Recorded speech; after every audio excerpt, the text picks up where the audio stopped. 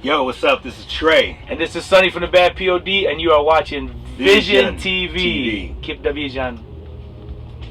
Hey, this is Jeff Woods from VizionTV and Vizion Magazine. I'm talking to my boys from T-Boy Records. P.O.D. How you guys doing, man? Doing Good, great, man. First of all, introduce yourself one at a time, please. My name's Sonny. And my name's Trey. Okay. First of all, congratulations on your new album. Thank you, man. And you guys are basically like pioneers for a lot of music. You was doing Christian music. Is it Christian rock or what? You know, it's always been rock, man. I think once you, I think we've been so open about our faith and just our lives and our music, especially in this scene when you have to stand for something. When we were doing the hardcore underground shows, it was like we would take that stand for our faith and our beliefs, and then people, they start to label you. But we've never labeled our music because we don't market. I never market my God to sell records. And now there's industries, there's monies that are being made. You know what I mean? So for us, it was like we've always wanted to be appreciated for our music and for our talents. And it's like, if you really want to know about my faith and you want to break bread, and we can do that, you know.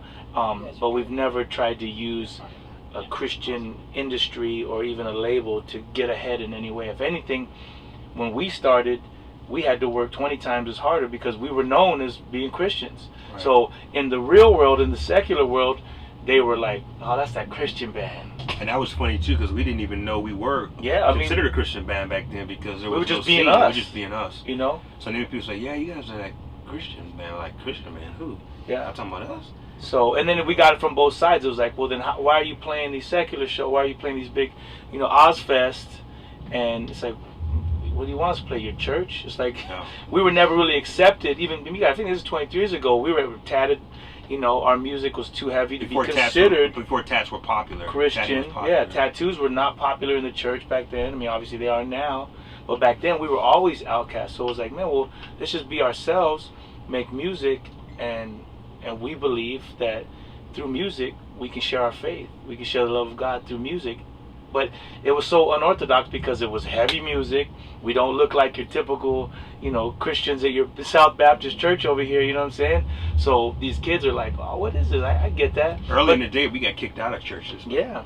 But your vibe was like really great. Yeah. You had a vibe with people because you give out a message. For sure. Each of your songs are like message, right? Yeah, and those who have ears to hear, they hear it, you know what I mean?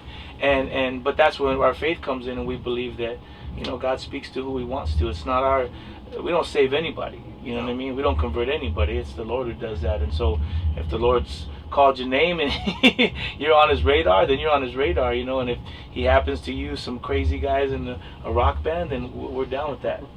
No, you guys have been around for a long time. Like, out of all the shows that you've done, is there any certain cities that you like the most, or anything that catches your attention that, you know, when you out there performing? In the U.S., I would say definitely we have a lot of love in Texas. Mm-hmm. You know, so Texas has really been really good to us. The West Coast is always good to us. I mean, that's where, you know, we're from and whatnot. But yeah, man. I mean, overseas is always amazing. Is amazing. You know, yeah. We can tour. You tour the States all the time. You know, you get spoiled and say, but you go overseas to a new country that you've never been, and it's like, wow, this is cool. You know, I mean, we're tourists. Yeah, Russia, China. Yeah, you the know, last couple of years, we've done some awesome shows just in the last couple of years, and we're going on 23 years. And so you think we've been everywhere, and you know, this is a big world. Yeah. So here we are. We walked the, you know, wall of China. We are in Bangkok. We're like all these Asian cities. We're like, this is cool, man. People going nuts. So yeah, all of a sudden you have all these, you know, you have a sold out show in Bangkok, and these kids flipping off the stage and going crazy. And you're like, dude, we never been here before. This is amazing. Don't speak no English. And that's where the energy comes in. It's like, dude, you know, and that's what's up. That's great. So let's talk about the new album right now. Why don't you tell people about the new album and what's going on with it right now, and how long are you gonna be on this tour right now? With every new album, man, you're looking at an 18-month to 2-year cycle of touring. You know, obviously we've been touring since early this year, right after we finished recording. But the record comes out August 21st, called The Awakening. It's our first conceptual record. So again, talking about things that we believe in. There's a whole storyline, you know, but it's done in a very artistic way. It's done in a way that music lovers and who appreciate it can dig into it and find so much good in it, you know. It's not just another collection of songs for, that iTunes buyer that just says, I want this one song. You know, we're like, let's make something that has, you know, I mean, obviously all our records to us have substance, but we want it to be an art package that people are like, man, I need that whole album. I don't want just one song. I want that whole story. And so from beginning to end, there's 10 songs on it. And they're all connected. I mean, they're all connected. There's a hidden story. Yeah, you know? and it's not literal, so it's like you have to dive into it to really to get the heart of it. And hopefully, in 2-3 years from now, people be like, dude, I've been listening to this record, and dude, there's a lot of stuff in there, man. Is this what you're talking about? You know, I want to hear it. Yeah. So those are called novels. Yeah.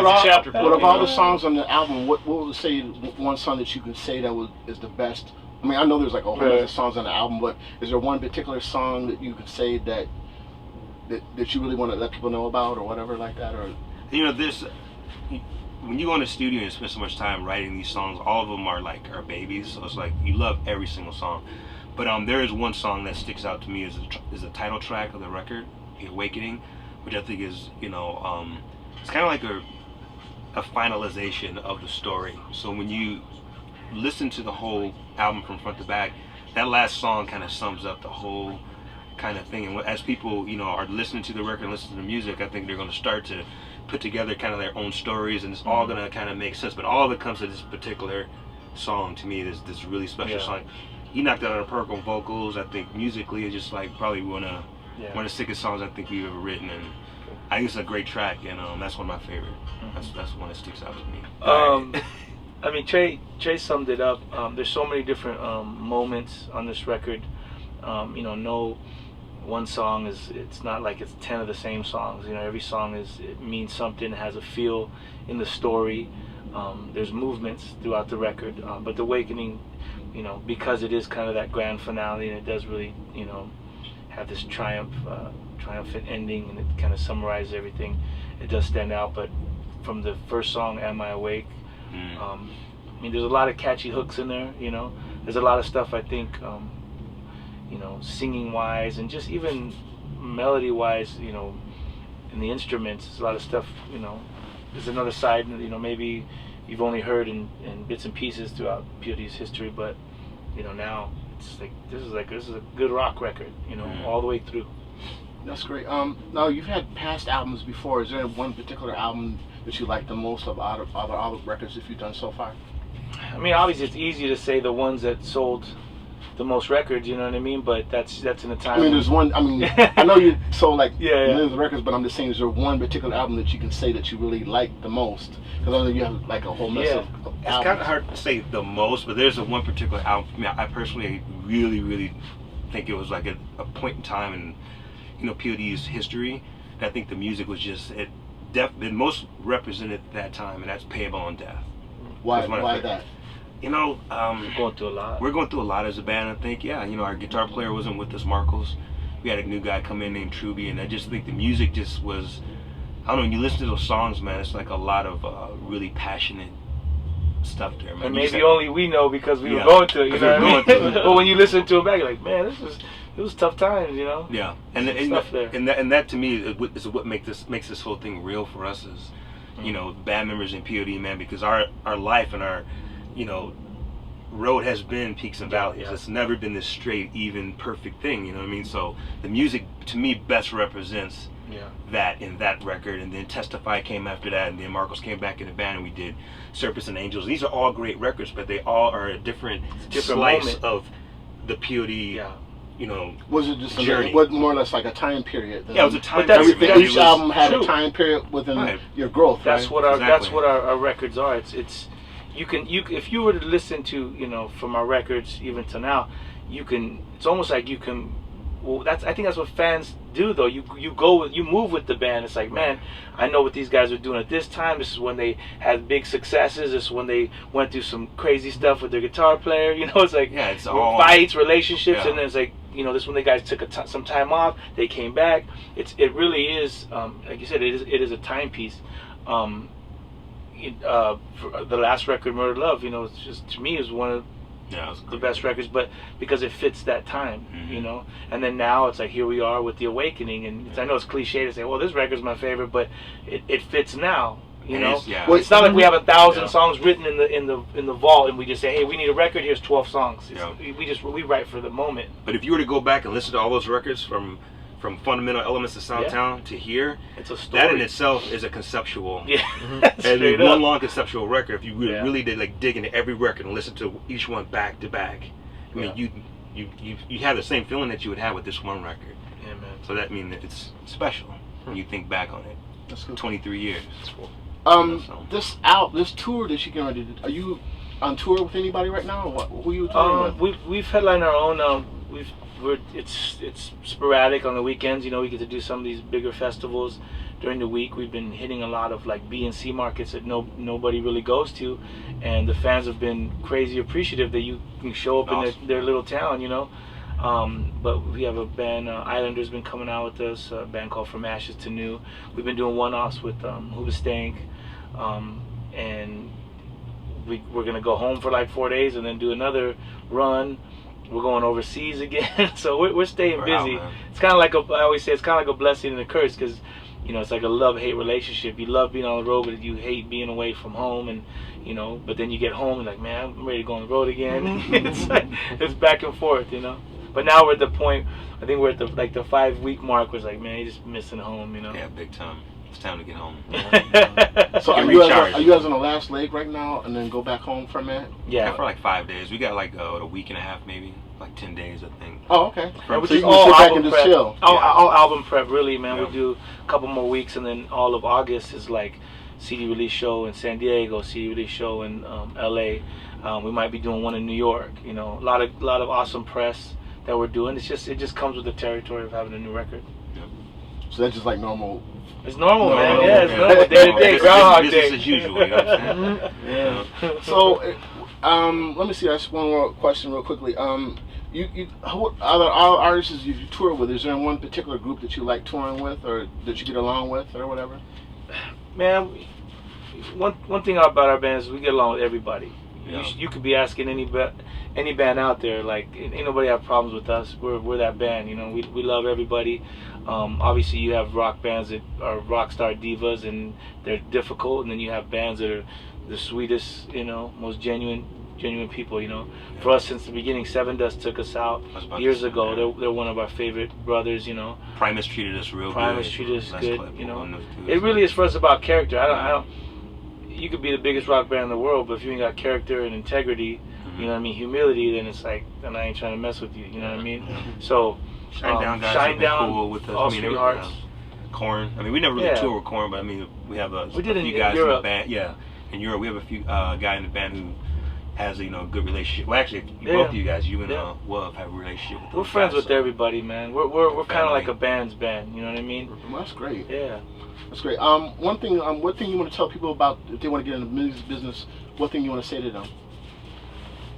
For me, man, be authentic, man. Be original. You know, it's not just one of them things that you try to come into for the fame or to try to make a fast buck. It's like this is a dying art in the music industry right now. And if there's no integrity in your music, and now with technology, man, like, you know, my 7-year-old son can record a record. He's got rhythm, you know what I mean? And so that doesn't make him an artist, you know what I mean? Oh yeah, well, speaking of that, the guy, what's his name, Mr. Hyman, the guy that created Mayhem Fest, he said that metal was like kind of like dying a little bit. It is, he said you really can't find no good quality rock bands. It's oversaturated. He said he's going through problems right now trying to do this tour with Mayhem. That gets to my point, man. It's like everybody can record a record now. So because everybody can record a record now, you don't have good producers in there helping guide these bands through how to write great songs and how to actually put together an actual record. So it's a lot of like mediocre stuff out there now, and it's saturated with it. It's so saturated. There's so much garbage too, though. And even in the industry, trying to make a fast buck, we haven't trained new fans and new listeners. I mean, I'm a fan. When I say fan, I'm not trying to be offensive to anybody. I'm a fan of music. So these new kids, it's like fast food. You know what I mean? And I've been saying this. Exactly. Like, I'm a foodie, so I love good food. I don't eat garbage because I appreciate good food. These kids, even though they know, McDonald's is gonna kill you, they're gonna eat 3 times a day. Exactly. Because it's what they want. They want it quick. And it's like a lot of times with this music, it's just 3-chord. These guys have bigger rigs than they even know how to play. You know what I mean? It's a lot of it is show.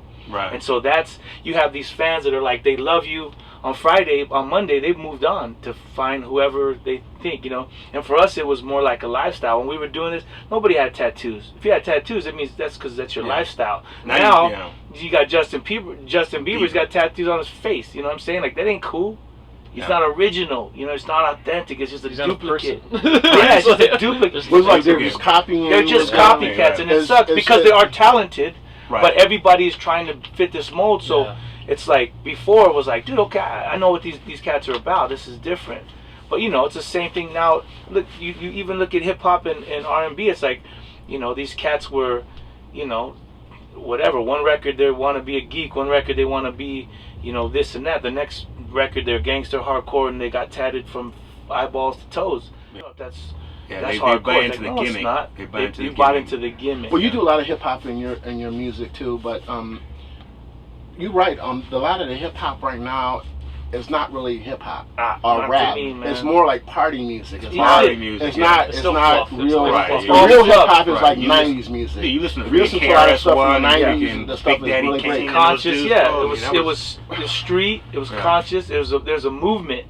There's a purpose, and it's like, man, I can feel this, and I need this to get out of my slump, or I need to get out of my head. This is what I need. This guy's speaking truth. Now it's not like that, but who buys it but they're buying it, and these new 14-year-olds like, that's what's up, and it's like, this is garbage, man. This is garbage, but nobody's digging into the crates and looking through that stuff, especially when it comes to hip hop. He said Big Daddy Kane, the Cool G Rap, BDP, like all this stuff, you know, Eric B and Rakim. It's like they were classics. They were classics, man. Like, a lot of the kids now, they don't even know nothing about it. They know Soulja Boy.